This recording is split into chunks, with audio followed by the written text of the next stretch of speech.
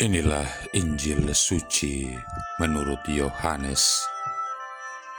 Ketika hari raya Paskah orang Yahudi sudah dekat, Yesus berangkat ke Yerusalem.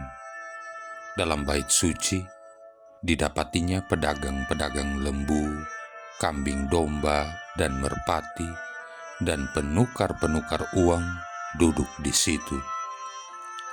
Ia membuat cambuk dari tali, lalu mengusir mereka semua dari bait suci dengan semua kambing domba dan lembu mereka. Uang penukar-penukar dihamburkannya ke tanah, dan meja-meja mereka dibalikannya. Kepada pedagang-pedagang merpati ia berkata, "Ambil semuanya ini dari sini, jangan kamu membuat rumah Bapakku menjadi tempat berjualan." Maka teringatlah murid-muridnya bahwa ada tertulis, "Cinta untuk rumahmu menghanguskan aku." Orang-orang Yahudi menantang Yesus, katanya, "Tanda apakah dapat engkau tunjukkan kepada kami bahwa engkau berhak bertindak demikian?"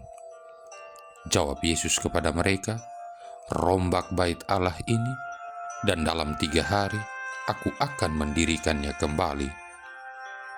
Lalu kata orang Yahudi kepadanya, 46 tahun orang mendirikan bait Allah ini, dan engkau dapat membangunnya dalam 3 hari. Tetapi yang dimaksudkannya dengan bait Allah ialah tubuhnya sendiri. Kemudian sesudah ia bangkit dari antara orang mati, barulah teringat oleh murid-muridnya bahwa hal itu telah dikatakannya, dan mereka pun percayalah akan kitab suci dan akan perkataan yang telah diucapkan Yesus. Demikianlah sabda Tuhan. Saudara-saudari yang terkasih, orang sering memasang atau menempelkan tulisan "Home Sweet Home" pada pintu rumahnya atau kamarnya. Kalimat ini sering diterjemahkan "rumahku, istanaku", untuk menunjukkan bahwa rumah adalah tempat yang nyaman dan mendamaikan bagi pemiliknya. Orang juga sering berujar demikian, "No place like home". Artinya, tidak ada tempat yang paling nyaman selain rumah sendiri. Jika rumah duniawi saja sudah memberikan rasa nyaman dan damai pada manusia yang datang atau tinggal di dalamnya, apalagi rumah Tuhan, gereja atau bait suci. Hari ini dirayakan pesta pemberkatan gereja Basilika di Lateran, Roma.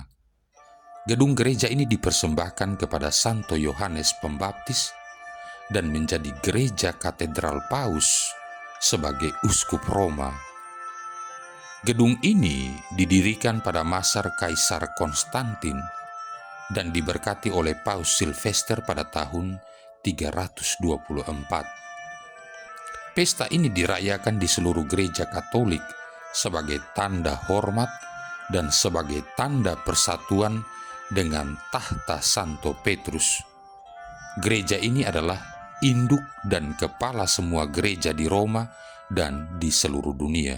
Dalam bahasa Latinnya, "Omnium urbis et orbis ecclesiarum mater et caput". Saudara-saudari yang terkasih, akan tetapi tujuan dari pesta gerejawi hari ini bukanlah untuk merayakan sebuah gedung gereja, melainkan untuk merayakan rencana Allah mengangkat putranya Yesus Kristus sebagai bait suci penyembahan yang sejati. Yohanes bab 2 ayat 19-22. Di dalam dunia, gereja tubuh Kristus adalah bait suci. Pesta hari ini adalah mengenai umat Allah, kumpulan dari orang-orang yang ditebus oleh Sang Anak Domba dan dibaptis ke dalam kematiannya dan kebangkitannya. Gereja terbentuk oleh kita semua. Kita masing-masing adalah bait Allah. 1 Korintus bab 3 ayat 16 atau bait Roh Kudus. 1 Korintus bab 6 ayat 19.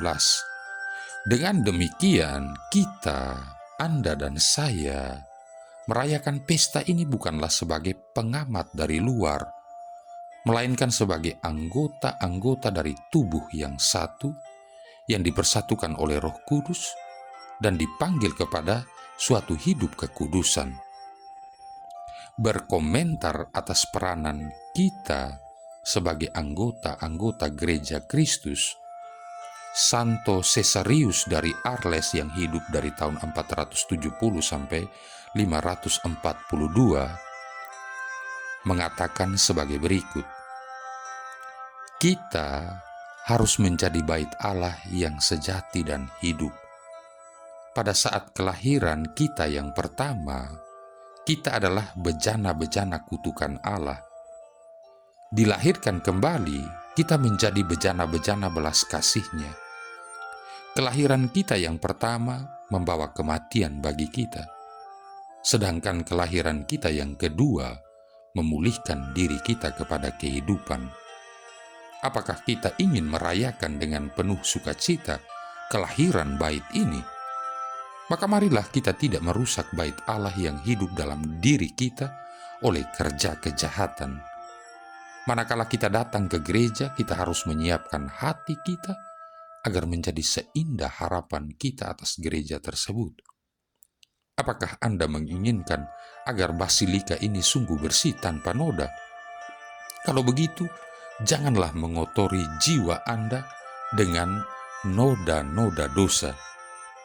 Apakah Anda menginginkan basilika dipenuhi terang cahaya? Allah pun menginginkan agar jiwa Anda tidak berada dalam kegelapan, tetapi terang pekerjaan-pekerjaan baik bercahaya dalam diri kita, agar dengan demikian Ia yang berdiam dalam surga akan dimuliakan. Sama seperti Anda memasuki bangunan gereja ini, demikian pula Allah ingin masuk ke dalam jiwa Anda. Saudara-saudari yang terkasih, ada seorang nenek bernama Maria sedang menyambut cucu-cucunya pulang dari sekolah. Mereka adalah anak-anak muda yang sangat cerdas dan sering menggoda nenek mereka. Kali ini cucunya Tommy mulai menggoda dia dengan berkata, "Nenek, apakah nenek masih pergi ke gereja pada hari Minggu?" Jawab si nenek, "Tentu." Tommy bertanya lagi, "Apa yang nenek peroleh dari gereja? Apakah nenek bisa memberitahu kami tentang Injil minggu lalu?" Si nenek menjawab, "Tidak, nenek sudah lupa. Nenek hanya ingat bahwa nenek menyukainya." Tommy kembali bertanya, "Lalu apa khotbah dari pastor?" Kata si nenek, "Nenek tidak ingat. Nenek sudah semakin tua dan ingatan nenek melemah. Nenek hanya ingat bahwa ia telah memberikan khotbah yang memberikan kekuatan, dan nenek menyukai khotbah itu." Tommy pun bertanya lagi, "Apa untungnya pergi ke gereja jika nenek tidak mendapatkan sesuatu dari Tuhan?" Nenek itu terdiam sejenak oleh kata-kata cucunya, dan ia duduk termenung. Dan anak-anak lain tampak menjadi kikuk dan malu. Kemudian nenek itu berdiri dan keluar dari ruangan tempat mereka semua duduk dan berkata, "Anak-anak, ayo ikut nenek ke dapur." Ketika mereka tiba di dapur, dia mengambil tas rajutan dan memberikannya kepada Tommy cucunya sambil berkata, "Bawalah ini ke mata air dan isilah dengan air, lalu bawa kemari." Mendengar perintah si nenek, Tommy menjadi heran dan bertanya, "Nenek, apa nenek tidak sedang melucu? Mengisi air di dalam tas rajutan? Sangat mustahil, nenek." Tapi si nenek berkata, "Lakukanlah seperti yang nenek perintahkan." Nenek ingin memperlihatkan sesuatu kepada kalian. Maka Tommy berlari keluar dan dalam beberapa menit ia kembali dengan tas yang berteteskan air. Kata Tommy, "Lihat, Nek, tidak ada air di dalamnya." Kata si nenek, "Benar, tapi lihatlah betapa bersihnya tas itu sekarang." Lanjut si nenek, "Anak-anak, tidak pernah kamu ke gereja tanpa mendapatkan sesuatu yang baik, meskipun kamu tidak mengetahuinya."